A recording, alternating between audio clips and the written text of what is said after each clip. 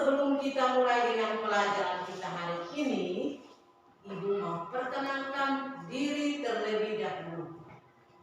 Karena biasa orang bilang begini, kalau tidak dikenal maka tak disayang. Ya toh, anak-anak? Ya. Ibu mau perkenalkan nama dahulu.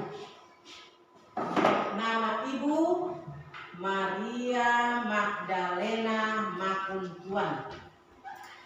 Biasa disapa Ibu Mada. Ibu tinggal di Benpasi dan Ibu mengajar di SDN Sompui. Dan hari ini Ibu di sini untuk melaksanakan praktek mengajar di sekolah SDN Lulu. Ya, itu saja sekilas perkenalan Ibu. Ya.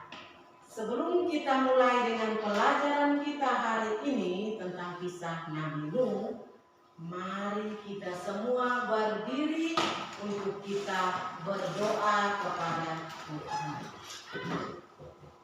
Dengar Ibu ucapkan, kalian semua ikut. Mari kita berdoa. Dalam nama Bapa dan Putra dan Roh Kudus. Amin. Tuhan Yesus yang baik, Tuhan Yesus yang baik, ajarilah kami untuk selalu setia melaksanakan perintah-Mu seperti Nabi Nuh. Amin. Dalam nama Bapa dan Putra dan Roh Kudus. Amin.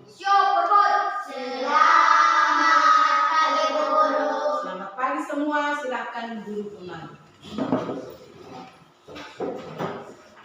Anak-anak, sebelum kita melanjutkan pelajaran kita, Ibu mau mengecek kehadiran anak-anak. Dengar nama baik-baik. Jose Mario Kolo, Helena Meti, Ibu ulangi, Helena Meti Mano, Luisa Kevi, Devira Sombai, Jeffrey Nepsa, Alfred Pono, Novantius Nabel, Jelita De Virgin Elu, Agustinus Davi Moli, Agorinda Kevi. Ya, terima kasih. Kita lanjut lagi pelajaran kita tentang kisah Nabi Nuh. Siapakah Nabi Nuh itu? Menurut anak-anak, siapakah Nabi Nuh itu? Nabi Nuh adalah orang yang diutus untuk menasihati kita bila kita berbuat salah atau kita berbuat dosa. Nabi Nuh mempunyai 3 orang anak, yaitu Sem, Ham, dan Yafet. Nah, anak-anak, mari kita mengenal lebih jauh lagi tentang kisah Nabi Nuh. Kita mengenalnya dari kitab Kejadian bab 7 ayat 1 sampai dengan ayat 24. Mau dengar cerita atau tidak, anak-anak?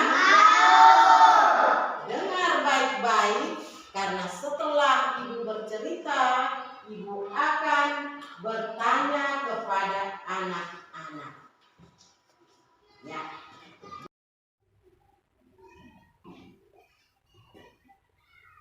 Pada zaman dahulu,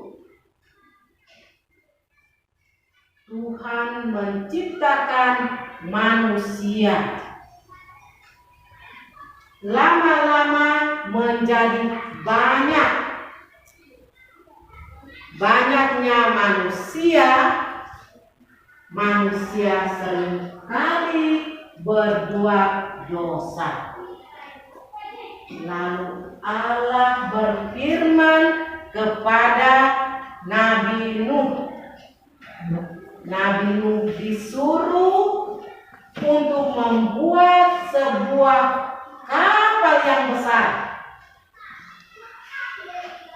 Lalu Bapak Nuh dan anak-anaknya juga keluarganya melaksanakan apa yang diperintahkan Tuhan kepadanya.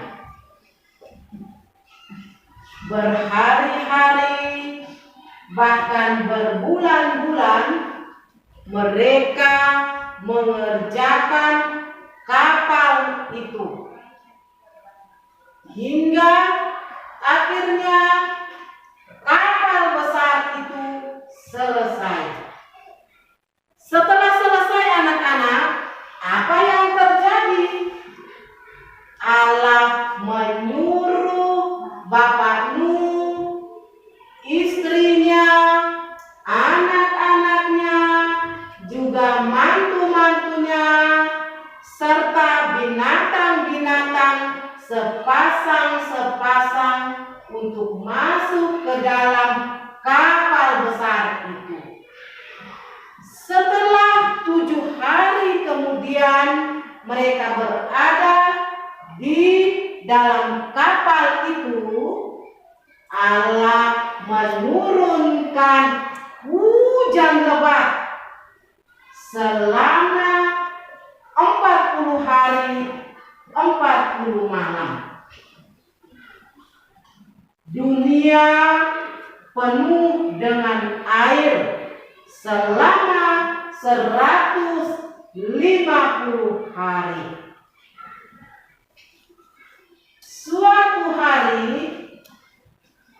kapal Bapak Nuh terdampar di suatu pegunungan. Pegunungan itu namanya Ararat. Untuk memastikan apakah daratan itu sudah kering atau belum, Nabi Nuh lalu melepas seekor burung gagak. Lalu burung gagak itu kembali lagi dengan berdoa kepada Tuhan. Mereka membuat sebuah mezbah dan mengucapkan syukur mereka, mengucapkan terima kasih mereka dengan berdoa karena mereka telah diselamatkan Tuhan dari air bah. Demikian cerita tentang kisah Nabi Nuh. Sudah dengar tuh anak-anak? Sudah. Bagus. Sekarang ibu mau tanya, siapakah Nabi Nuh itu? Ya, jangan takut, angkat tangan ya. Salah benar, jawab saja, nanti baru diperbaiki. Siapakah Nabi Nuh itu? Ayo. Ya. Siapakah Nabi Nuh itu? Siapa yang bisa menjawabnya? Angkat tangan. Ya. Musa. Ya, bagus. Siapa yang lain lagi? Siapakah Nabi Nuh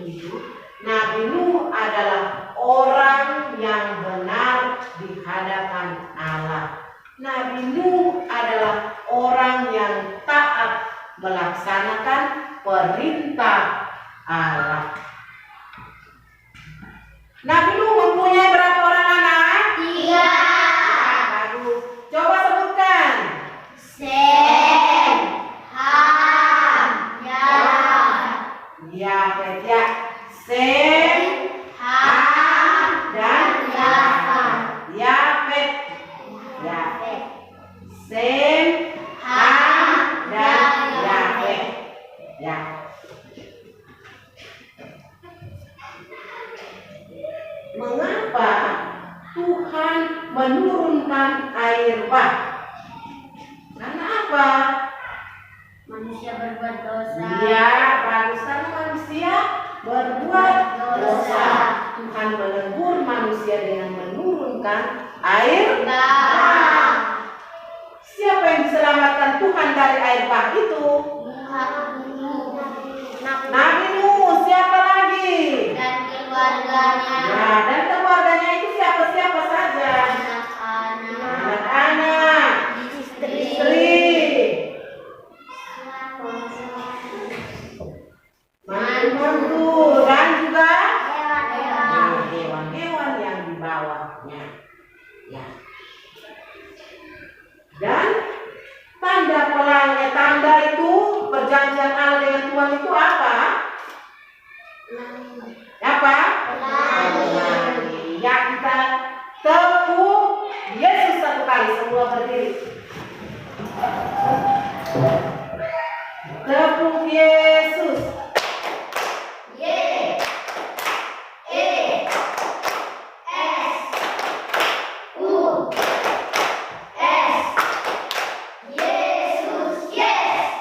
Ya, terima kasih. Silakan duduk kembali. Ya.